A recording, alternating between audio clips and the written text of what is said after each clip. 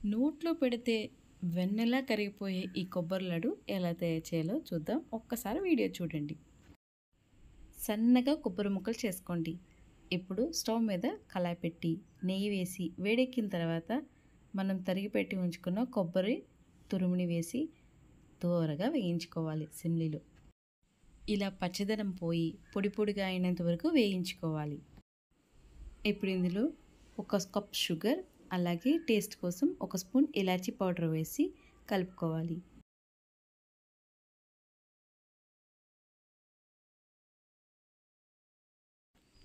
ఇప్పుడు ఇందులో పాలు వేసి మరి కాసేపు వేయించుకోవాలి.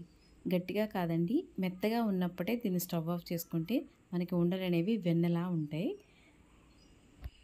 మీకు ఇంట్లో ఏది అవైలబుల్గా ఉంటే ఆ డ్రై ఫ్రూట్స్ని ఇందులో యాడ్ చేసుకోవాలి.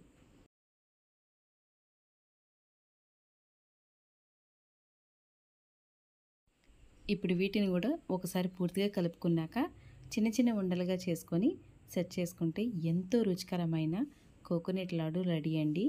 నోట్లో పెడితే వెన్నెలా కరిగిపోతాయండి, ఏమాత్రం డౌట్ లేదు. ఖచ్చితంగా మీరు ట్రై చేయండి. మీకు ఈ రెసిపీ నచ్చినట్టయితే ఒక లైక్ కొట్టి నాకు సబ్స్క్రైబ్ చేసి నాకు సపోర్ట్ చేయండి.